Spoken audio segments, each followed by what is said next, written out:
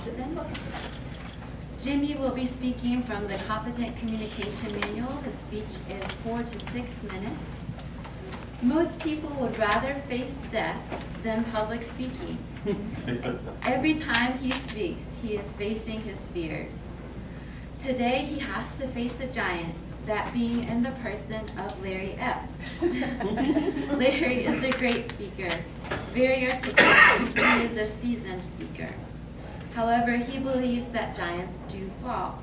Giants, the bigger they are, the harder they fall. Thank you, Jimmy Thompson.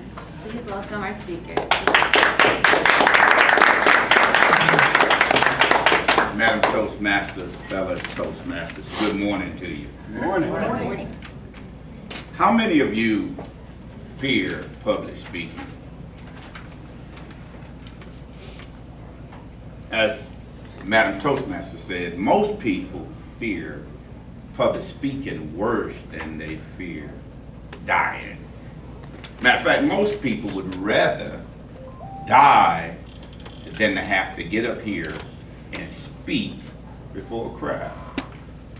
But this morning, I come to encourage you to face your fears by my own story.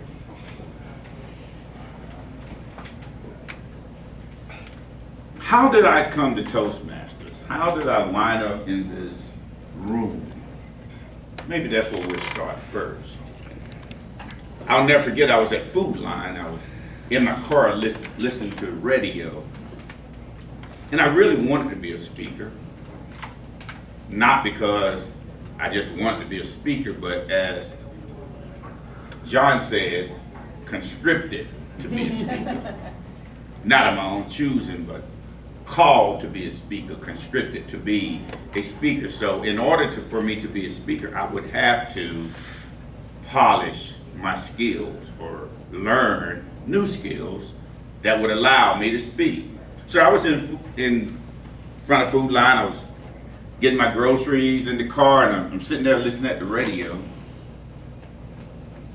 and this word pops out: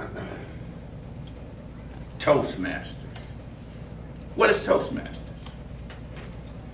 If you would to go to someone right now on your job and you tell them you're a Toastmaster, they say, y'all make toast? What do y'all do? What is Toastmasters? No, we don't make toast. Most of us probably don't even have a toast maker. But you have to face your fears. So somewhere, as I can recall, in 2011, I was on the internet playing around and pops up here, Toastmasters at Chris's restaurant. I faced my fears that day and I walked in here. You had people in here that were giants, as we say: Larry Epps, Phil Brady, Bruce Reagan, John Wilder, Anita Thomas, Sue Waller. They were here, they were speaking, and did not only that, they had a grammarian report of anything that I was liking in my life. It was dealing with a grammarian report. Most people connect their verbs and the adjectives, or verbs and nouns. Mine was here and there and everywhere. So I knew that I wasn't the best speaker. I knew that I had shortcomings. I knew that I wasn't as articulate as Larry Epps, but I kept on coming. Thought about this as I began this speech in 1993, March 31st. Ken Norton, underdog, stepped in the ring with Muhammad Ali, he faced his fears. He faced his fears. And the end result, on that 12th round, he won by decision. Now, I knew that this morning when I came in here, I knew that Larry was going to speak, but just like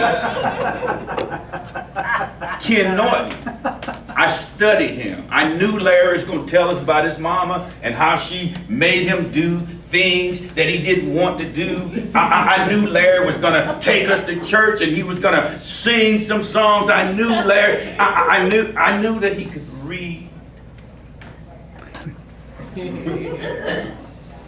and mesmerize us.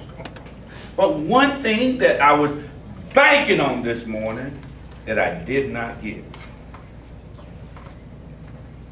Larry never watches the clock. He